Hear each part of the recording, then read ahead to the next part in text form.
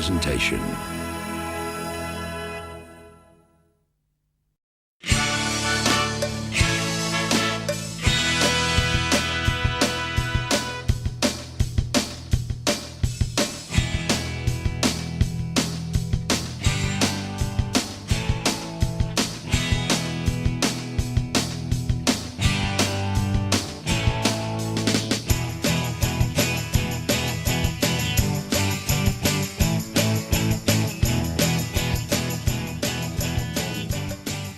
Mystery Tour memories will take you back, way, way back, to the sensational, swinging 60s.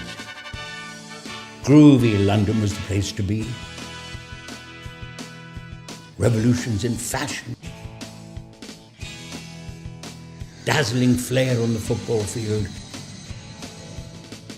Hippies, psychedelia, and at the head of it all, the fabulous Beatles. Hello, I'm Victor Spinetti, and the film you're about to see is a collection of very special and enduring personal memories of encounters with the Beatles on their magical mystery tour. The meeting at Paul McCartney's house came only a few days after Brian Epstein's death, which was over August Bank Holiday weekend in 1967. And a lot of people thought it was rather callous that Paul seemed to be sort of putting work before everything else so soon, when it hadn't even been a funeral for Brian Epstein. It wasn't callousness. He had some very good reasons, actually. And the main one was to keep the group together and working. He feared that in the wake of Brian Epstein's death, that the Beatles would clear off to India to the retreat of the Maharishi Mahesh Yogi, the giggling little guru who was teaching them transcendental meditation, that they would go off to India with him and never come back together again as a working band, were his words to me. It was his baby. Magical Mystery Tour was Paul's baby all the way through, but the hidden agenda that he had was not just to produce a film for television, but in fact to launch himself as a producer of film.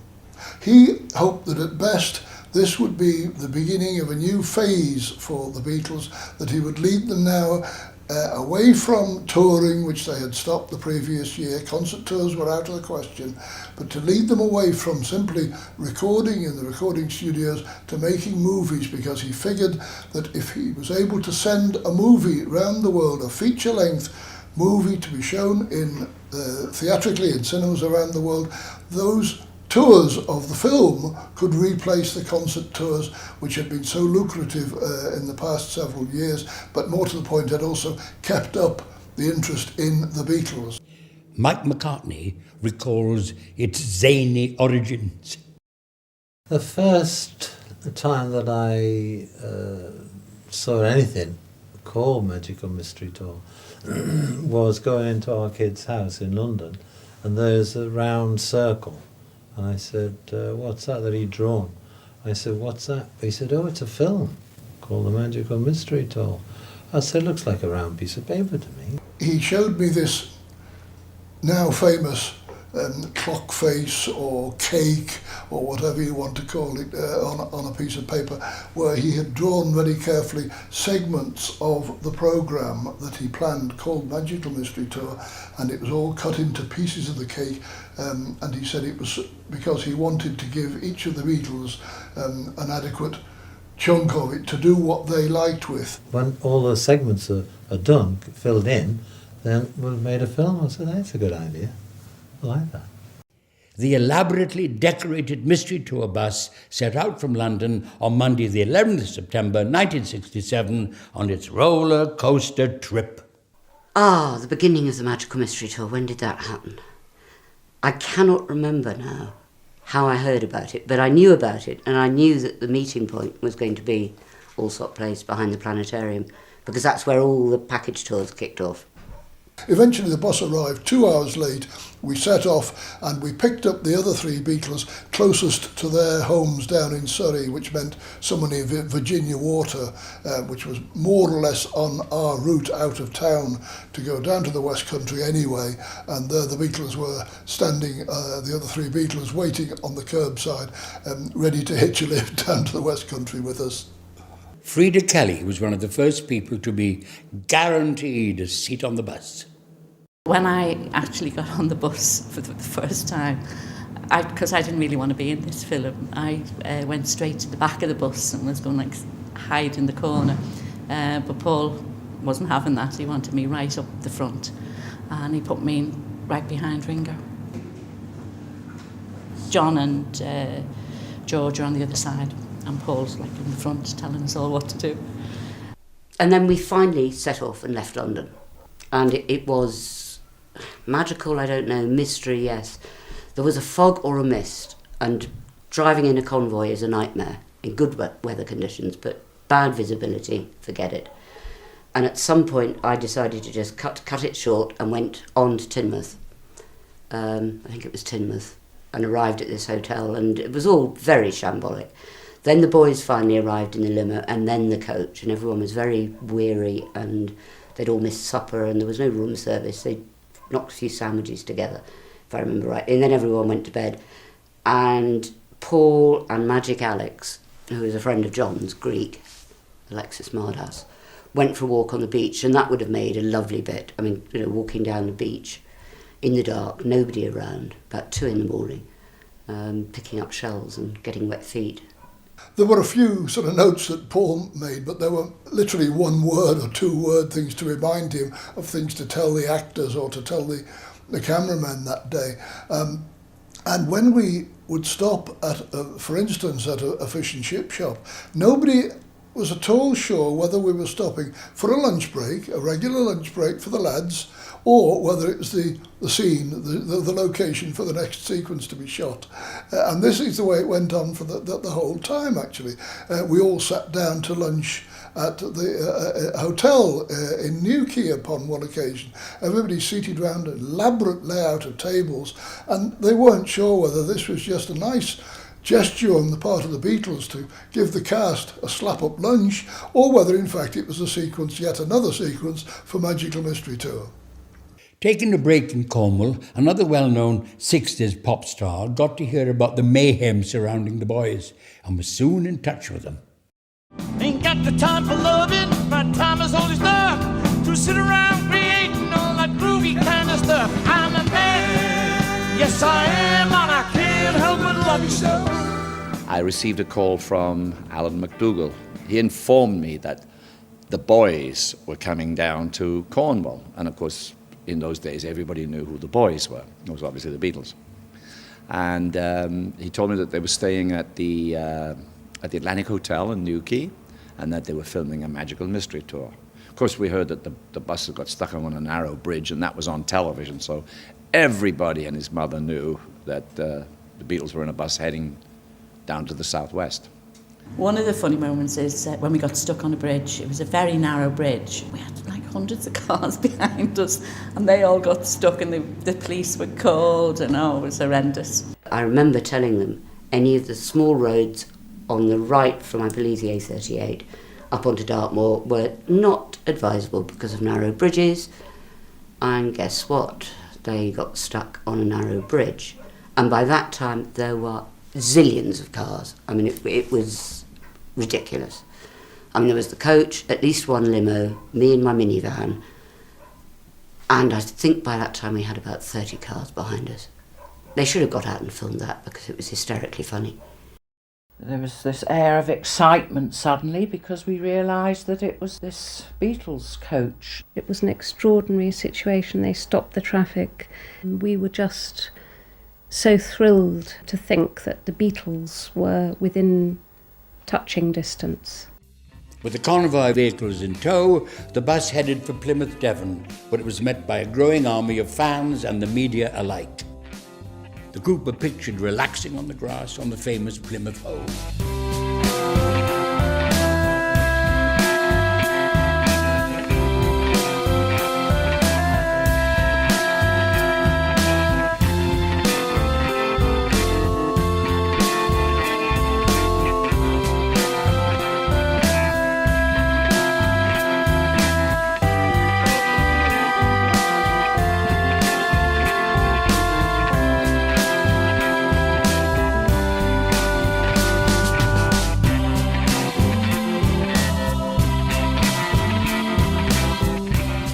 Paul did an interview with BBC TV presenter Hugh Scully. How do you frankly feel about all the reporters and all the rest of us following you around everywhere you go? It's okay, can't be helped. You don't mind us?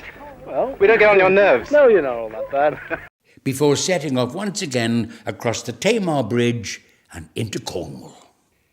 Making 2 brief stops in the Cornish towns of Liskeard and Bodmin, the bus eventually pulled into the seaside town of Newquay, arriving at the spectacularly located Atlantic Hotel.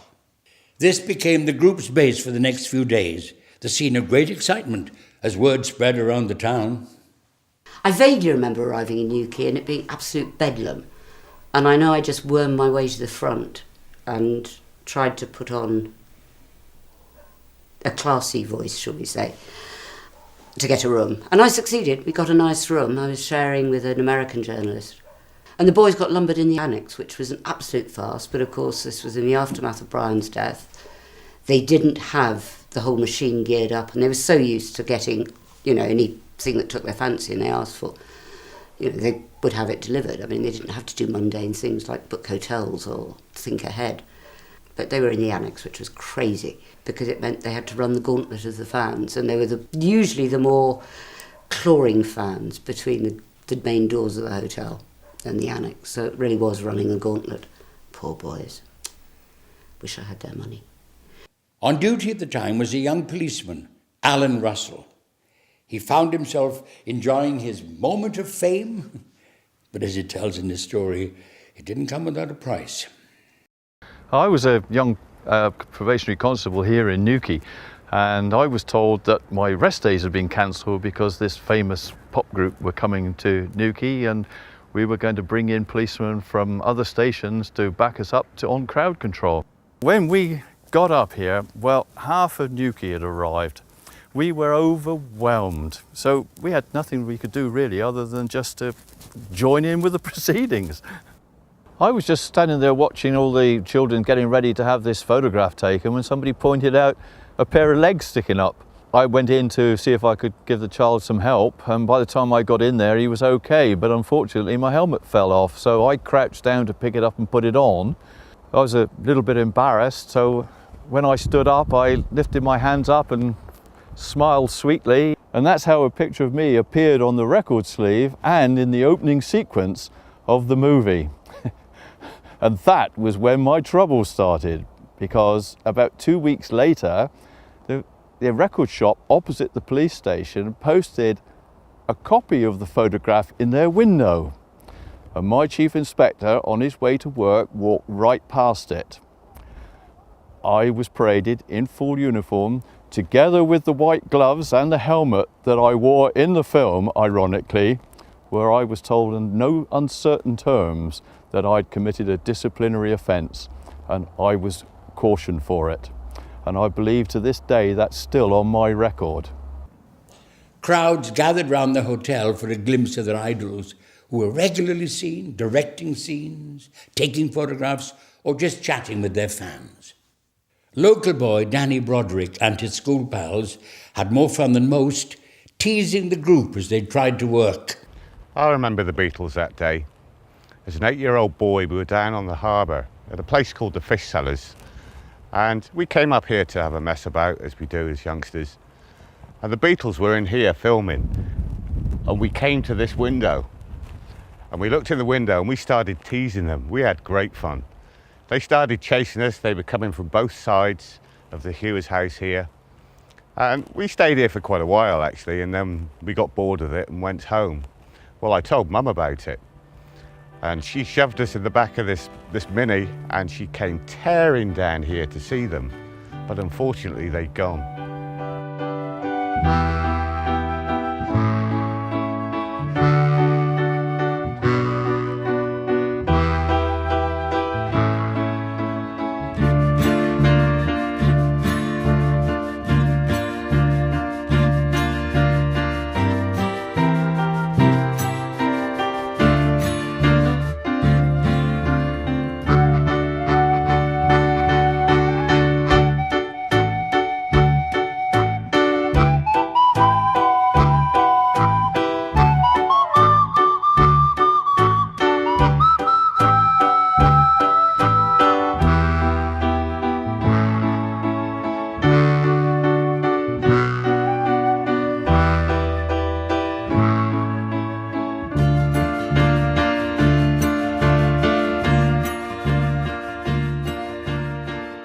1967, Ted Odell had a daily round of food deliveries in the Newquay area, and he was introduced to the Beatles as the town's very popular Eggman.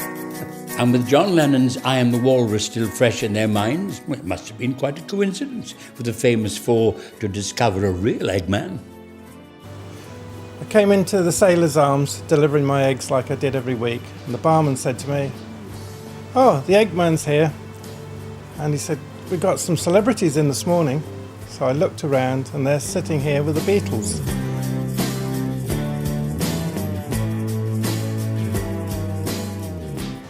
So I grabbed my hearth and came across to speak to the Beatles because it was fantastic to see them here in Newquay.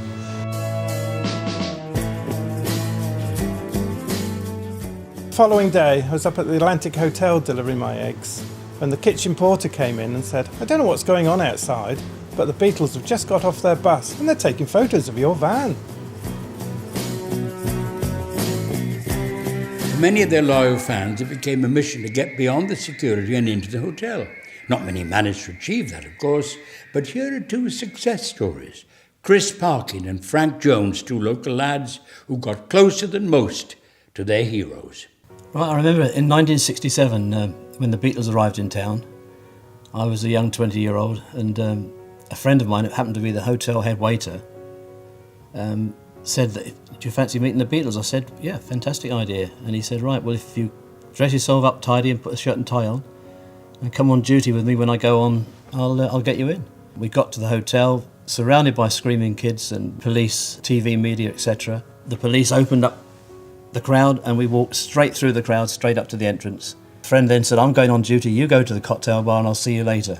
And I boldly walked up to the bar and ordered the lager and lime, as you did in those days. Looked around and there's Paul McCartney standing about 2 feet away from me, Ringo and the rest of the guys just chatting and talking with the film crew. And I had to stop and think, well, this is really happening. And I was in total awe of the situation. As the Beatles went into the hotel, one of the lads who was a waiter in town, he followed them, the Beatles in, and said to the doorman, "I'm Rod Sumter, European surfing champion." Doorman sends him through. Well, apparently the next day, the real Rod Sumter finds out about it, storms up to the hotel, straight into the receptionist, and turns around to the receptionist, "How about someone's been here the other day impersonating me?" "And who you?" said. "I'm the Rod Sumter." "Oh, no, sir, the real Rod Sumter came up here the other night and actually had dinner with the Beatles," which made the real Rod Sumter really pissed off. A short while later, I heard the piano playing in the distance and followed the sound through to the ballroom. And then, to my amazement, Paul sitting at the piano playing quietly away on his own. So I cheekily walked over to the piano and leaned on the piano and chatted to him for a while until he got, I think, bored with the fact that I was there, and I decided I'd better move off and leave him to it. So that was my encounter with Paul. Yes, when we finished work, we came up here with all my friends, waiting for the Beatles to come back off the Magical Mystery Tour. Then we looked down, we seen the two limos coming up the hill. And the first limo, John got out with George, and I asked him for his autograph, and he just walked past me. I thought, oh, he's had a bad day. So next minute, Paul's behind with Ringo, and I said to Paul, "Can you give us your autograph, Paul?" He turns around and said, "Who shall I make it out to?" I said, "Pinky and Frank." And he goes, "Oh, Pinky, eh?" And everyone laughed. I didn't have a clue what he was on about. The group, their film crew and passengers made the most of the beautiful Cornish scenery by taking the bus along the coast road to nearby Watergate Bay.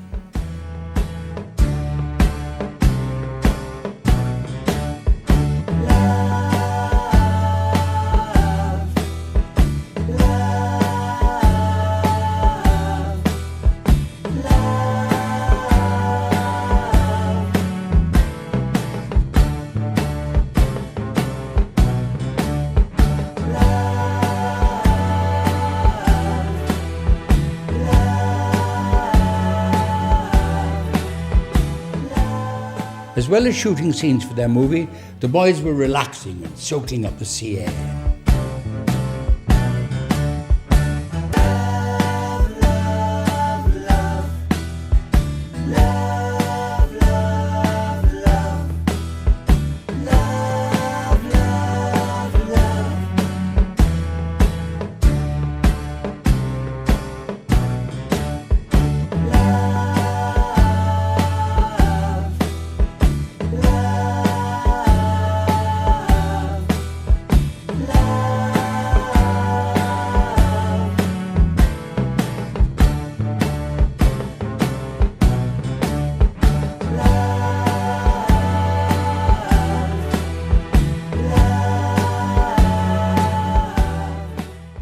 And then the whole interview thing was another story in its own right. And I did the right thing and did it all the right way. I asked Tony Barrow if I could interview one of the boys for the BBC. And he said, yes, of course, no problem, but not till after Easter. And this was in September. And he'd booked them up solid and had promised them no more radio interviews. But luckily, I'd asked him in the lift at the hotel going down to supper one night. And Mal had been in the lift. And God bless Mal, much missed still. He told the boys, and suddenly George came up and asked me. He said, no, we'll do it. And that was magic. Who had the original idea for the Magical Mystery Tour? I think Paul had the idea and wrote a song called Magical Mystery Tour. And so we decided to do it now so that we have it ready by November or December. Are there any plans at the moment for a full-length film? What is the position then? The contract we signed with United Artists was for 3 films. The thing is, we can do it any time we want. We wanted to do a film that sort of might mean something to either us or to the people who will go to watch it. We've got to have something good, and how we visualise the film, it's got to be at least the difference between the song Help and Sgt. Pepper. We'll probably end up by not having a big production team film it all. Rather like you're doing this one? Like, yeah, more this idea where we'll help to direct the thing and probably to edit it. So the more people involved, the less of our movie it tends to be. How are the 4 of you going to incorporate your numbers in it?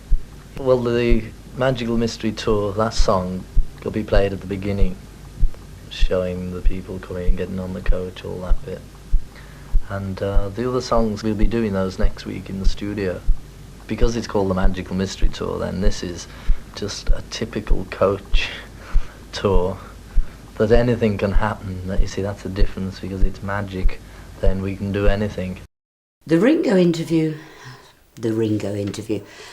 that never was, he didn't want to be left out, and bless him, I mean, they were good mates and he wanted to do it.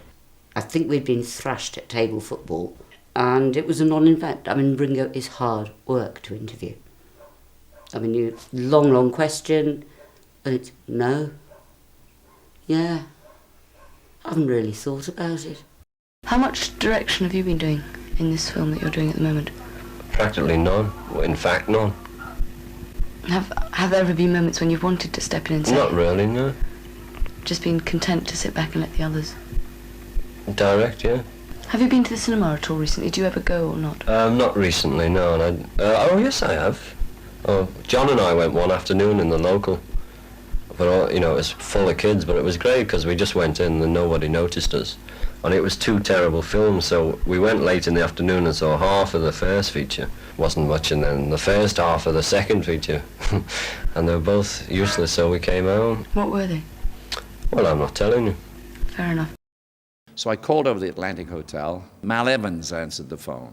I said to Mal, what are you doing? He says, we're having a Magical Mystery Tour and the boys would like you to join in, bring the family.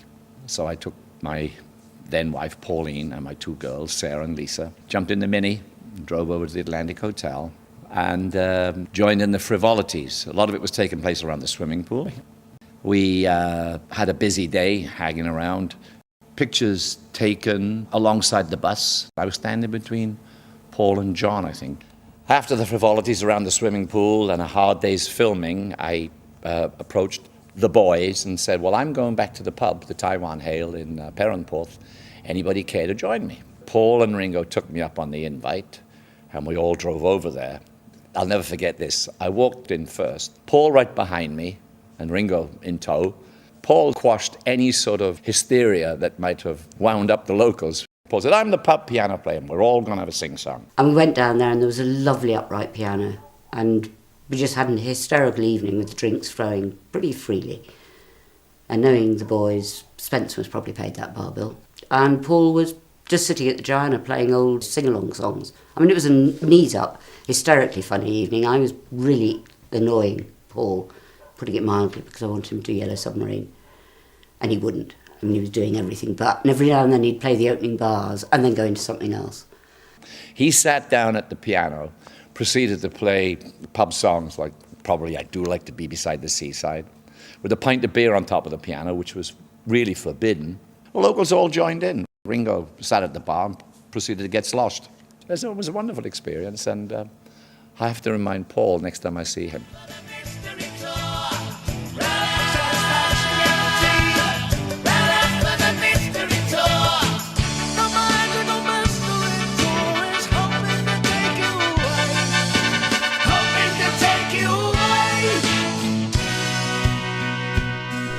Well, my father took me over to meet them because I was too shy to talk to them in the hotel itself, so dragged me over there protesting, I think, at the time because I was so embarrassed. And went in there, shook Paul McCartney's hand, which was like, oh my God. And he said, what are you laughing at? As I turned away, he's like, oh my goodness, I'll never wash his hand again.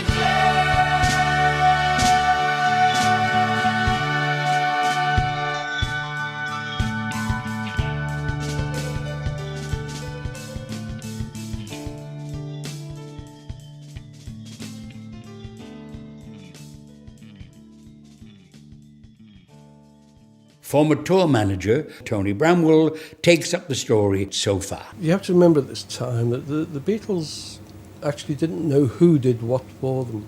They would call up Brian Epstein and ask for a barrel full of toenails, and the barrel full of toenails would appear the next day. They didn't know it went down the line to an office boy to get the toenails, and he went back up until Brian said, here's your toenails. So there was absolute chaos at the office. Talk about the blind leading the blind, because nobody really knew enough about the film business. The Beatles really didn't want to hire anybody in the way of professional film knowledgeable help, as it were, at all. They wanted to handle it all themselves. It was, as far as they were concerned, very good training in taking over their management. So there they were off on a coach trip with a film crew, with all these extras. And they were just used to turning up at places, and all their accommodation accounts had all been sorted out. So they had no idea how this sort of stuff worked, because they're pop stars. We should have rolled up to this hotel about 8 o'clock at night, and because of delays with other things, it was about 2 o'clock in the morning, so nobody would go and knock on the door because it looked as if it was all closed up. So we had one of the actors on the bus was a midget, so we decided to send him and knock on the door. But the door, there was a little window on the door, like up at the top of the door, so we was banging on the door asking if we could come in, and this voice was going, who is it, but of course they couldn't see him. We were hysterical in the bushes, but we finally got in. Yeah, well, the Beatles were used to just being able to turn up at places, and they were set up for them. They probably weren't aware they had to book film studios in advance. Twickenham was probably doing a Michael Caine movie, and Shepperton was probably doing a James Bond movie, so they just weren't available. And through sources, we found that there was this big hangar and area available in Kent. Things we'd filmed in Kent before, because we did the Strawberry Fields film just down the road from there, and so we knew it wasn't that far away. You just never knew where you were in those days. The Beatles headed off to West Malling Airfield, an American Air Force base in the Second World War. Filming commenced there on September the 19th, and again, great excitement built up amongst local fans. One such fan, Tim Baldock, has incredibly vivid memories of being caught up in the mystery tour hysteria. I was great when the Beatles came here. They were, we were all 18, 20-year-olds, and of course the word Beatles in those days, absolutely fantastic. You know, these were our heroes. These were the music sensation of the 60s. Everybody in the area was absolutely amazed they were going to be in West Malling. So we all gathered, and we'd seen the buses going up and down all day. We'd seen John's psychedelic Rolls Royce. We'd seen George in his Mini. All the windows were smoked out, so we couldn't see them inside then. Funny thing was, my pal Stan Brown had the little tobacconist shop here in West Malling. Stan was a businessman, and obviously they'd approached him and asked if they could use his shop. But no way was Stan going to close and stop his customers coming in. He stuck out till 5:30, and then all of a sudden his shop was transferred into a big ticket office. There was placards everywhere, there were clapperboards. John was running about trying to borrow things to dress up in. He borrowed a hat, he borrowed a moustache, kept trying to stick the moustache on. He was going to be the ticket master. We'd sort of gathered the story that they were going to be buying tickets for this magical mystery tour, and Ringo was meant to be a customer. At the end of this, the shopkeeper, who was my old friend Stan Brown, they asked him if he wanted to be paid for the use of his shop, and he said, "No, of course not. I'm only happy to be part of the famous four, and yeah, you can have my shop for nothing." With that, Paul went over to him and stuffed a fiver in his top pocket and said, "Go on, have a cigar with me." Another big fan to get involved rushed up to the airfield with autograph books and pictures to sign. Jennifer Sharman tells of her own claim to fame. They converted the newsagents in the High Street, West Malling, into the ticket office for the Magical Mystery Tour. My grandfather was outside, and as John Lennon went into the shop, he saw my grandfather standing there and said, "Could I borrow your hat?" And took it off his head. And then in the shop they did the scene, and then when he came out he put it back on his head. And so that was how we, and I inherited it so to go with my collection. So that was how we managed to get the hat that was used in the scene. Lot number 177. We come on now to the Beatles items. The hat worn by John Lennon in the film, a letter signed by all of the Beatles, photographs from the set, 2 paper stars from the balloon scene, newspaper cuttings, the Beatles book number 53, and the Magical Mystery Tour record. 37 I have now, looking for 38s with you at 37. These are one-off items. You'll never get another chance like this again. £3,700 I have, looking for 3,008. 39, 4,000. 39 now. In the room at 39, looking for 4,000 now. Are you all done then at 3,900? Sold 3,900, gentlemen in the middle. 40 years on, I decided that my collection was so interesting that I would like to have it auctioned, and that's what's just happened. It's been a very exciting morning, and I'm so pleased that I've met people who are real fans and that have acquired some of the stuff that I had, concert programs and memorabilia from the film, and I'm just really pleased that it's gone to people who have been really interested. Another little story is my family had in those days, and I still do have today, a shop down the road. In those days, we were sort of a fashion and weatherwear shop. In between one of the shoots, Ringo was strolling around the town, and he happened to walk into our shop. And the fashion of the days was obviously the old brushed denim flared jeans. He had a pair of 32 waist jeans for 12 shillings and 11 halfpenny. And he bought a pink shirt with those rounded collars that we used to have with a big pin stuck through them for 19 and 11 halfpenny, I seem to remember. So we're absolutely in contention with supplying the Beatles with all their fashion clothes in those days, which we're very proud of. One poor young chap had a potentially valuable souvenir taken from him just moments after he received it.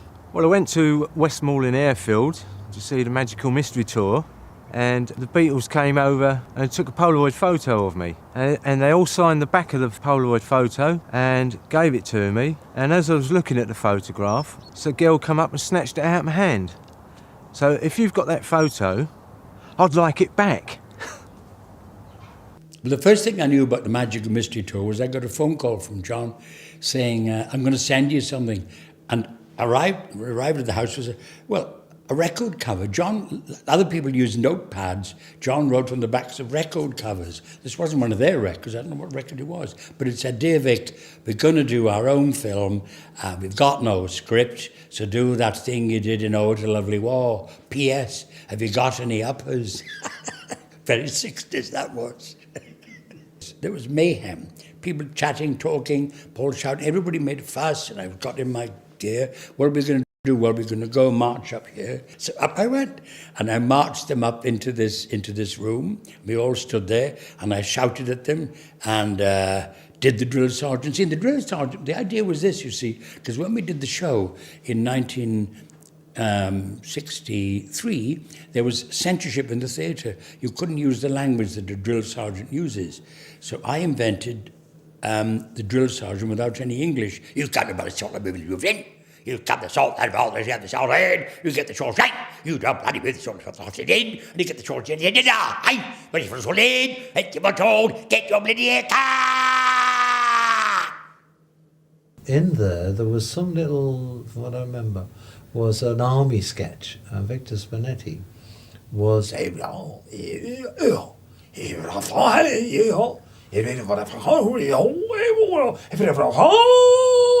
and he did this thing in his sketch, and they kept doing it over and over for rehearsals. I don't know. I think he may have been doing it to John, from what I remember. But he's doing this. I put his on, and he said, and he keep coming to this thing all the time. And so I said to our kid, you know, when he does that, is this a stupid idea? But if you were to zoom in to his mouth, go, oh, I think he can go anywhere. I said, I'll put that to the director. I think he was the director. I'll put that to the director. Paul? Yes, Paul? How about this idea? Certainly, Paul, sounds good to me. Go for it. And so they did it, and I think that was on the film. You get about the salt in, and you get the back again, and you get the monkey in, get your bloody car!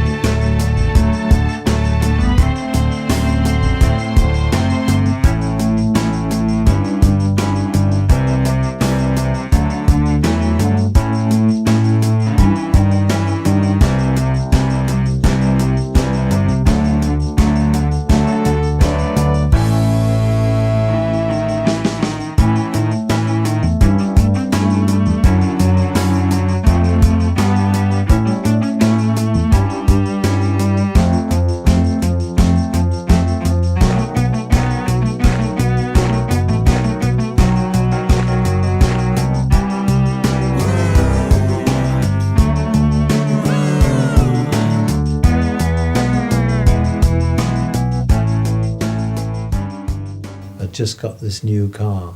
I couldn't afford a posh one, but this was called a Reliant Scimitar, but this one was like this new sports car. And so I was going to show that off, and suddenly you are part of the show. So right here, we need cars for this bit. Right, Mike, you get in with all those cars, old Rolls Royce, I seem to remember. And so we all start, what do? We just go round the airfield, round and round and round, and then stop, and then you all get out and run that way. And so, okay. I had a fawn coat on. I remember now, come to think of it. So when he says go, when he shoots the gun, we all go off, ready? Brum, brum, brum, brum, brum. I think Ringo was driving the bus, from what I remember. Not very well. And so go, here we go, bang, off. And we just drove round and round this thing. Sometimes the vehicle's going over rather dangerously on the thing as we're going around, a bit too fast. That's all, till eventually someone, waiter flag or something, screeched to a halt, and then all got out of our cars and went over there somewhere. But it's so long, this is 1967, for God's sake. It's a long time. Whilst we were filming, they used to have like 10 minutes, a quarter of an hour after lunch, of what they call meditation, because they were into the Maharishi, you see. And they insisted, or John certainly, that I would meet this man, because I did say to John, why didn't you go to India to find enlightenment? I said, there's nowhere to go, we're already here. And he said, it's... In between the filming, we noticed the Beatles were very, very relaxed. They were wandering about, in and out the crowd. We did notice that John and George disappeared from time to time. It was the time of the Hare Krishna craze, and obviously both of them were into deep meditation or so, we were told. But they disappeared from time to time, but came back looking very happy. So I said, oh, when you get to that, I've got an interesting group for you that you might like to check out called the Bonzo Dog Doodah Band. That could be good for that segment. The Bonzos got involved through Mike McCartney, then known as Mike McGear, who was part of the Scaffold. The Bonzos and the Scaffold kept bumping into each other on the road, and we got on very well. And I think Mike sort of announced it. He said, I've told our kid about you, and said, you ought to be in this film they're doing. So I think our management sort of sent a copy of Gorilla, which was our album we'd just finished, over to them, and I think Paul listened to it and picked the track Death Cab for Cutie. There wasn't a lot of planning to it. It's just, things fell into place. We'd also just spent 2 days in Raymond's Review Bar with the Bonzo Dog Doodah Band and the Strippers. We were only there for a day. We weren't on the bus, as it were. We went nowhere near the Dewsbury Road. We just came into the Raymond Review Bar because that's where they were filming. And it's quite funny because John and Ringo had their own little Clockwork Bolex 16mm film. And after a while, there's several takes. This is probably the only strip club in England. And so I said, what are you doing? They said, well, we're doing the Weybridge version, which probably meant, they didn't have to put a little black rectangle over the lady's boobs. Paul was very nice. I remember him coming up to me. He'd obviously listened to the whole of Gorilla and said how much he liked the music for the Head Ballet, which is a kind of harpsichord piece. And George was convinced that Death Cab for Cutie should be a single. And I said, don't be silly, George. You know it's tosh. It's tosh. The idea for the song came from a true crime magazine, an American magazine. I think I picked it up in a market somewhere. There were two sort of headlines on the cover. One was Death Cab for Cutie, and the other was It Was a Great Party Until Somebody Found a Hammer. And it's one of the few songs that Viv and I actually wrote together in the same room. We just sort of Viv slipped into sort of Elvis mode, and we just fantasized on what the story was, Death Cab for Cutie, and well, that's what it became. It's a bit of fun.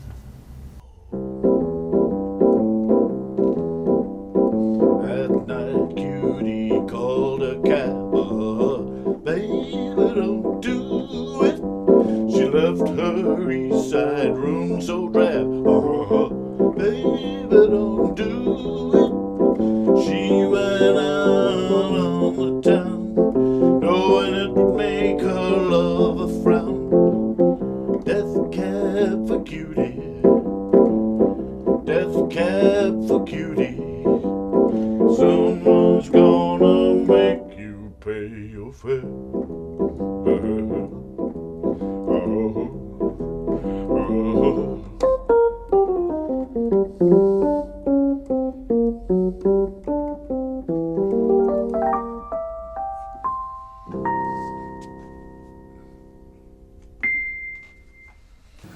It was great fun auditioning the Strippers, and George and John especially just sort of sat there gawping the whole time. Being a full-blooded 20-year-old at the time, much as I liked the Beatles records and their music, I was far more interested in the women that they were towing along with them. Obviously, there was Pattie Boyd with George. She was absolutely gorgeous. I do remember Paul telling her to cover up at one stage. She was being a little bit too daring, and she immediately covered up and became more respectable. Maureen Cox was with Ringo in those days. She was there, happy the whole time that they were filming. And Jane Asher, she was my favourite. I was totally in love with her.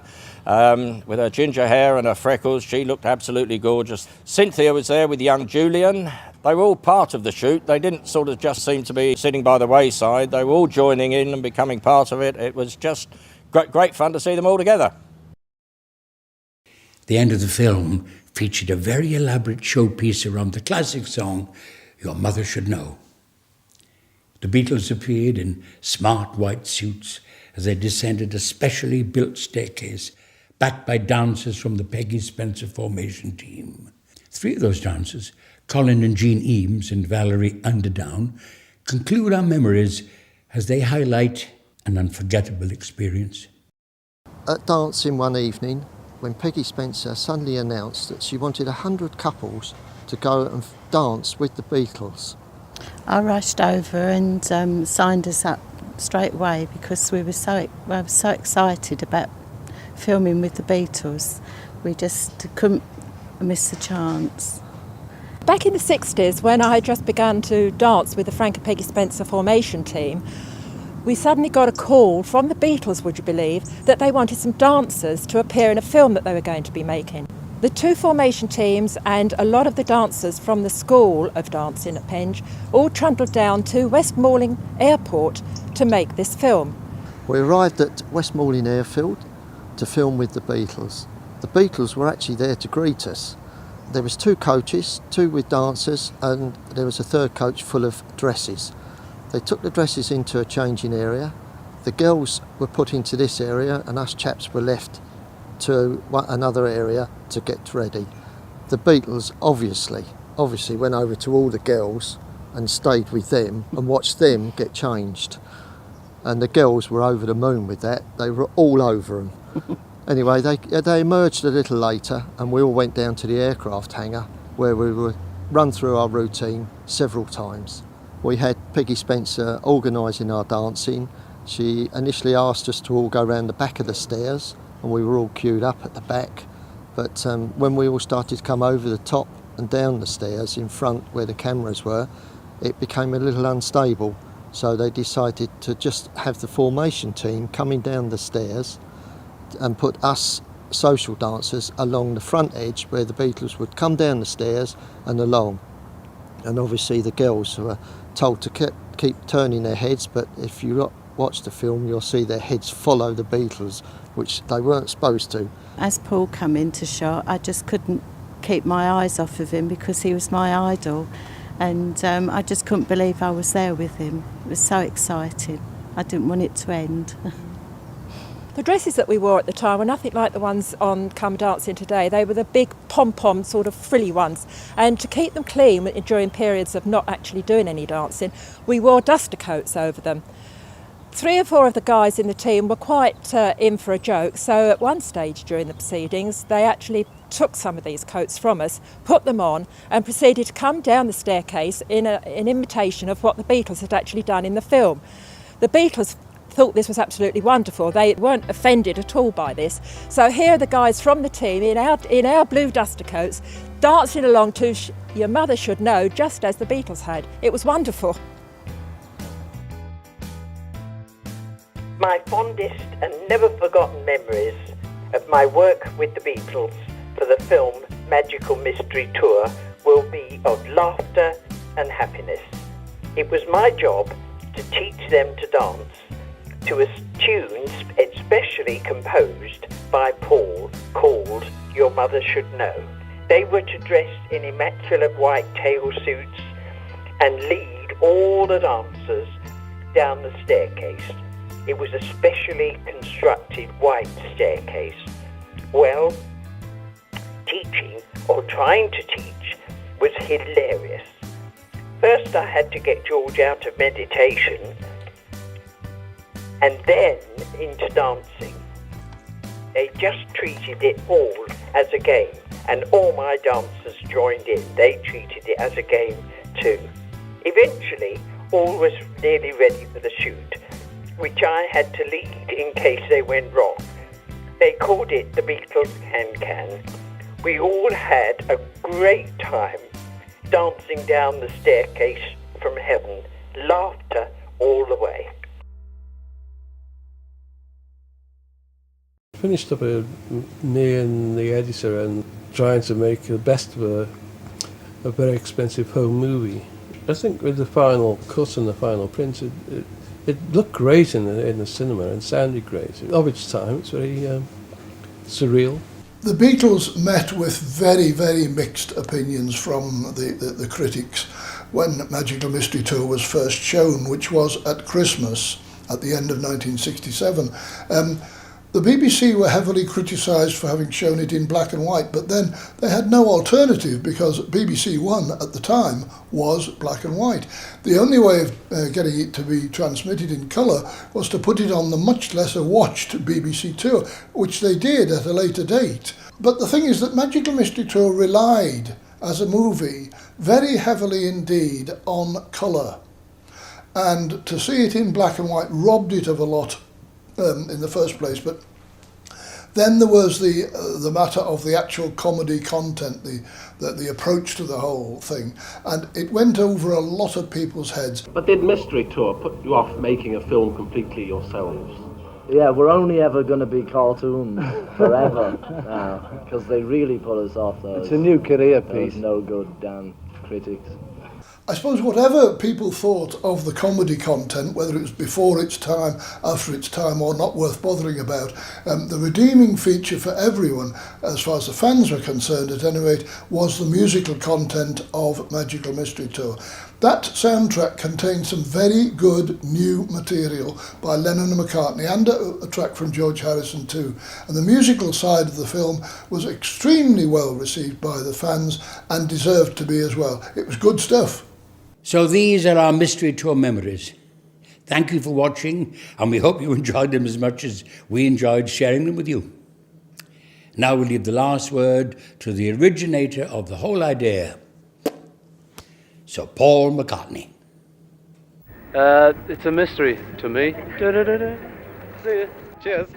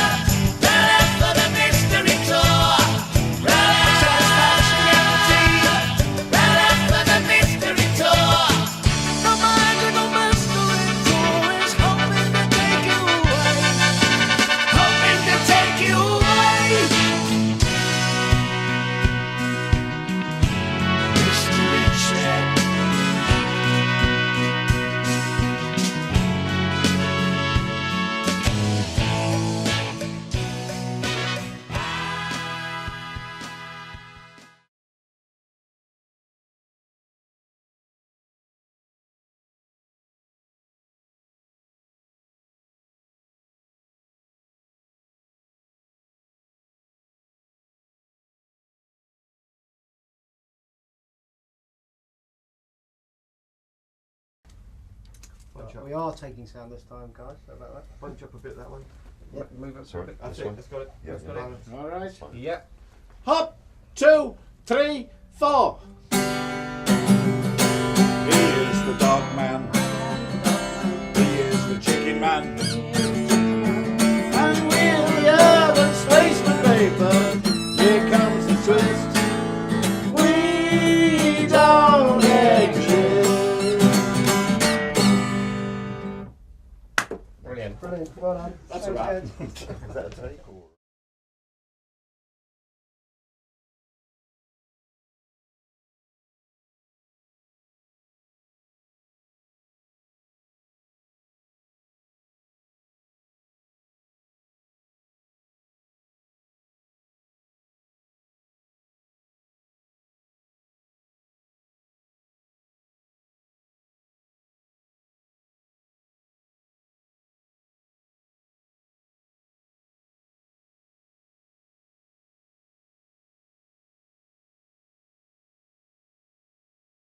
The theatre in London, the place was jammed, people screaming, crowding around the car, pushing the car, and we're all sitting huddled in this car, and suddenly a voice in the back said, it was John, push Paul out first, he's the prettiest.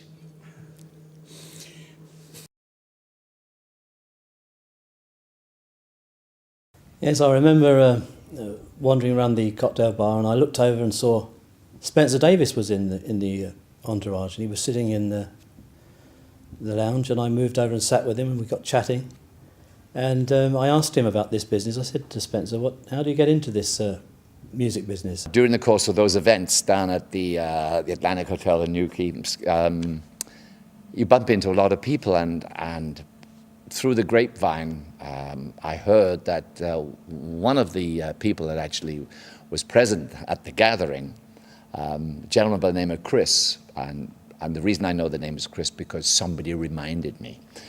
He posed as a waiter, so I hear. Now there's a man with ambition and talent, I'd say. But anyway, he asked me he asked me questions about the Spencer Davis group, and Steve Winwood was in the band at the time, and Muff Winwood, of course, and Pete York. That was the original lineup.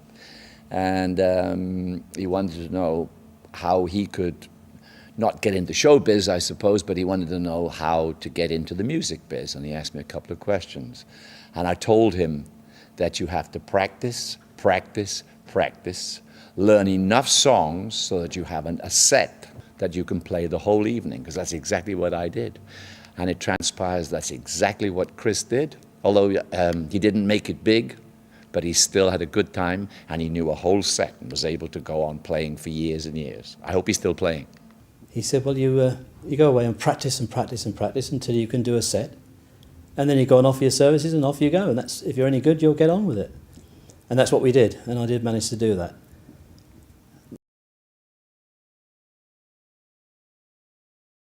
I remember when I got the sack, and I'm sure every other girl wanted my job, but it was at the Empire, and on the bill at the Empire, when the Beatles were on the Empire, all their families went to see them, and then afterwards went backstage and in the band room, and so their band room was always chocker. And the Moody Blues were on with them, and I knew the Moody Blues, so my friend and I went to their band room first, because I thought, well, I'll go and see the lads afterwards, to get them to sign autographs and everything. So eventually I went into the band room, and when I walked in, Lennon had a pop at me as if to say, where have you been? And I said, I've been in the Moody's band room. And he went, what were you doing in there? And I said, well, I was just in there because this place is always chocker. And he said, well, you're our fan club secretary, not the bloody Moody's fan club secretary. And I said, well, yes, I've come now. And he went, well, I won't repeat what he said, but it was basically, you can go away. And then he said, anyway, you're fired, you're sacked. And I went, why? No, I'm not. I said, it's four of you. I said, the other three, I'll still work for the other three, and I won't do your mail. And I was like sulking. And then he went, oh, I'm only joking, come on, free, come back. And I went, no, I thought I'll be as snotty as him. And then I said, all right, I'll come back if you get down on your knees and beg me, which, Lennon didn't do that for anyone. And then he went, no, and I said, well, I'm not coming back then. And then he went, well, I'll meet you halfway. I said, what's halfway? He said, what, one knee? I went, come on, then.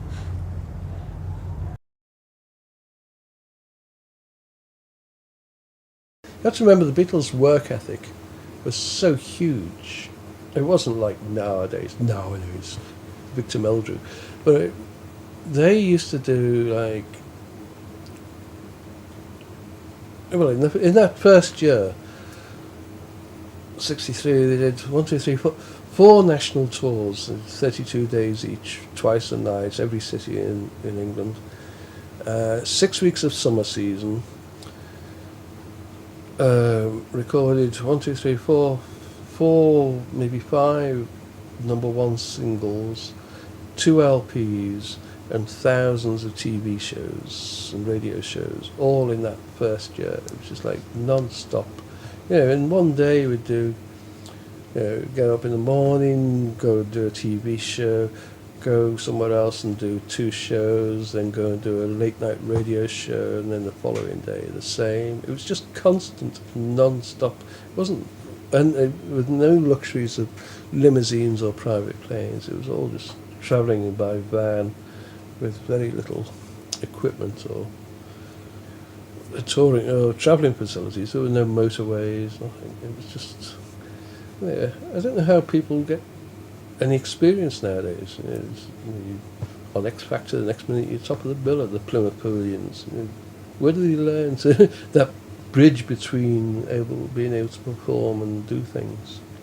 The Beatles were a hard-working band. solidly for 3 good years. They just worked and worked and worked.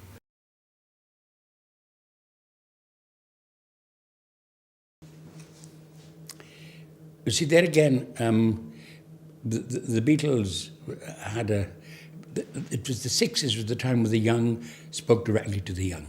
And I'll give you an instance. We were in, not Obertown, we were in, what's the name of the town? Mozart was born there, Salzburg. We were in this hotel and John said, "Hey Vic, come and have a look at this." And went out on the balcony, and as far as you could see, there were tens of thousands of young Austrians all screaming and waving and shouting. I mean, as far as you could see. And the Beatles put combs to their lips and went,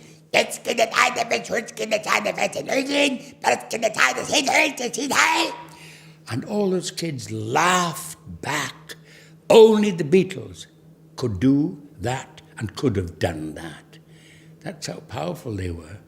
And that's what the 60s was like. The young speaking directly to the young without any intermediary. And I saw it. I saw the young laughing with the young about hideous things like Hitler and all that business. Good times they were. Really good times. There was hope in the air. Yeah, there was.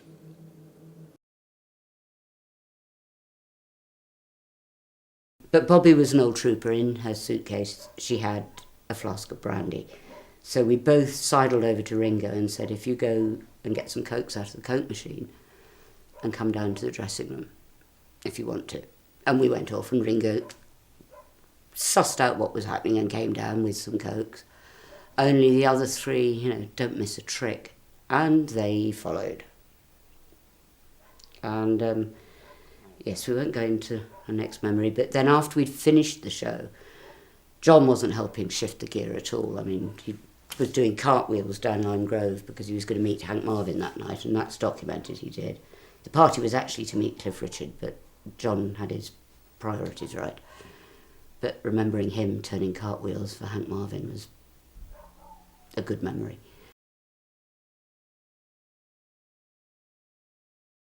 "Have you seen my new car?" And I said, "No." "Come with me." So we go into this garage, all dark, and put the light on, and there is this extraordinary, oh yeah, wow, that's fantastic. White Rolls Royce, very posh white Rolls, with psychedelia painted on. Wow, how cool. No, that's not the trick. Get in. And so I thought, okay, get in the back, not the front, get in the back. I said, got in the back, all plush liney, as also fairy type, I think maybe black. So he got his idea from my Reliant Scimitar. And I got back and he closed the door, and I tell you the truth, it was a bit claustrophobic, like, oh God, I'm bloody coughing. He said, "No, look at the thing in front of you," and there was a telly. A telly on the floor, so you could say this. Can you imagine how many years ago? It's like George coming down with his Jag and saying, I said, "What's this?" He said, "Push it." You push it, and the window goes down. Zzz. What? You've got to remember, it's the first time that electric windows are seen. It's the first time you see a telly in the car, which every child in Great Britain now in the back of a car has these DVD bloody television. The whole trip is gone because they're seeing the latest film, So that was a nice memory.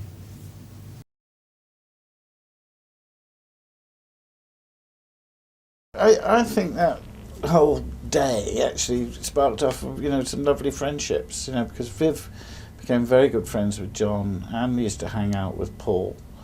Paul and Viv used to pretend to be English country gents drinking gin and tonics down in the speakeasy. And there's many a time when John would drop Viv off at his flat in Islington at 3 a.m. in the morning from that atrocious floral Rolls Royce. So, and also they used to come and see us in the days when they used to pair up false beards and moustaches at the Savile, which was owned by Brian Epstein. It was after the premiere of How I Won the War, and I went with one of the girls from the firm in London. She was actually my son's godmother, and I took her to the premiere. And then Scylla decided to have a party, and all it was the Beatles, their respective wives, girlfriends, Paul's dad, the press officer and his wife, and myself and Laurie, and that was fabulous. That was really good, you know. But Mama Cass tried to gatecat that party, but they didn't let her in.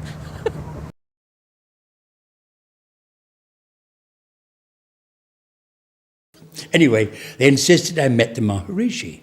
Well, I did in New York. They fixed up a meeting in the Plaza Hotel, and there was a Maharishi sitting like this on a divan, giggling away. And there were all these ladies bringing him flowers and bringing him presents, grapefruit and God, piles of fruit. And he was sitting there smiling and giggling. And this American lady put her hand up and said, "Excuse me, Your Highness, can you explain to me how do we teach children the principles of transcendental meditation?" And he fell about it. He said, "Oh, my dear lady, they invented it." And then I knew he was okay, because kids will sit playing with a box of matches on the floor, or not matches, playing with a doll, anything. And at that moment, that child has the concentrative powers of genius, who were born with it. The only trouble is, it has the attention span of a 3-month-old Cocker Spaniel. So all you have to do in life is to increase your attention span, and that's meditation. And then they played at the Pop Proms at the Albert Hall on the Thursday, and I went along, and it was before guest lists. It was just a matter of battling through the fans, and there were more than usual at the stage door because of the boys being there, and then the guys believing me, and then George going past and backing up saying, "Don't let her in, she's mad." She'd been, didn't say stalking, but you know, implied that. So these two elderly pensioners, the type of guys who used to be, bless them, brilliant ushers at the Albert Hall, strong-armed me up with my feet off the ground, and George, thank God, came backwards in a reverse Chuck Berry and said, "No, it's all right, she's a friend, she's with us, it was only a joke. Sorry, Mandy, I've got to run. You look after her."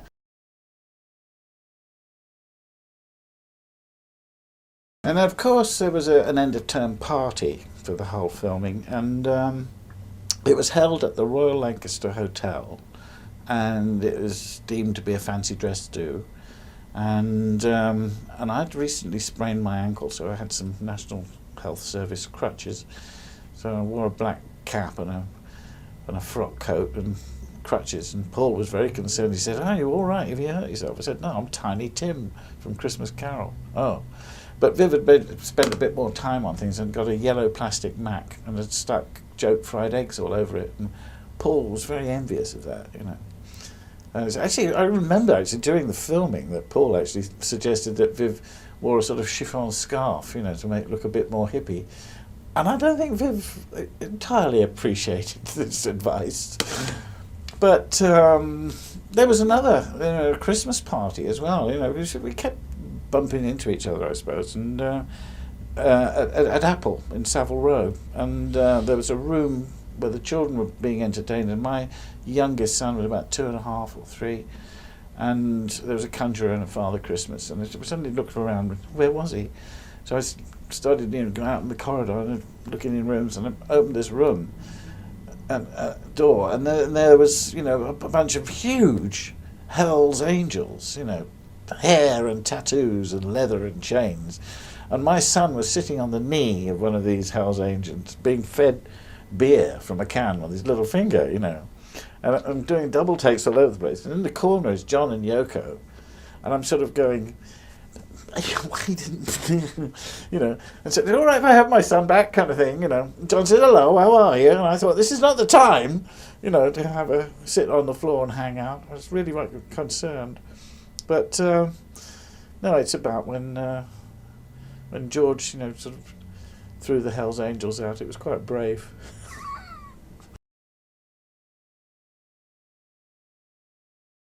The Beatles were always trying to get me to try a joint, and I hadn't done so.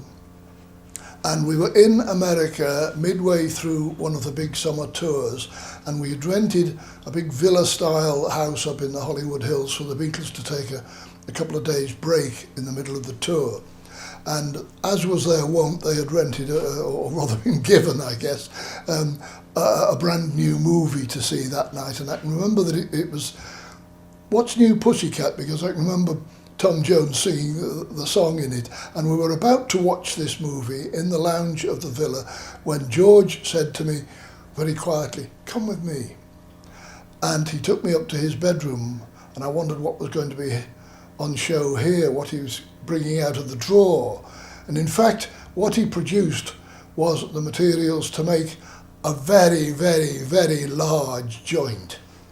And this he eventually sort of handed me and said, "Here, get yourself on the end of this and smoke this," which I started to do. I didn't enjoy it at all, and I'd taken perhaps a few puffs of this thing and couldn't take it anymore, and decided that to go back to the glass of lager that I'd been enjoying in the first place. But I have to tell you, that was the fattest, largest spliff I ever saw in all my days.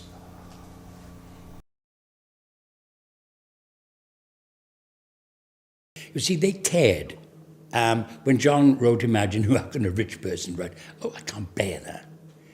It was a great song, great lyrics. But, for example, this is how he cared. We were filming in the Bahamas, and we were doing Help. And there was one sequence where we were running through this, what looked like, like a deserted army camp. And John was having a look around because he was very inquisitive. And there were these shutters in these windows. There was this place with like a tin roof. And he opened this, pulled the shutter and had a look inside. He said, "Vic, have a look at this." And inside there were old people. And they were what they call, spastic kids. The stink was appalling. And he said, "Christ," he said, it's an hospital, it's a hospital ward. It's disgusting. Anyway, we got on with the filming. That night, we were invited to dinner by the governor, who was of the Bahamas, but in the house of the finance minister. And when we arrived, there were all these sort of frightful, like that, people there. Which one is Ringo? Is he the one with the big nose? They talk like that in front of them. Or is that hair real? And they would pull it. It was just appalling. We sat down at these tables, gold cutlery, soup plates full of caviar. You could slide under the dining table if you wanted, and get and swim under the dining room and come up in this open-air pool with all this statuary.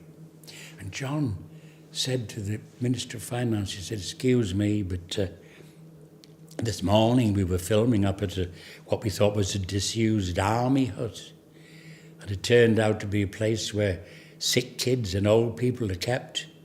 How do you reckon that with all this?" And the man said, "Mr. Lennon, I am not paid for my work here.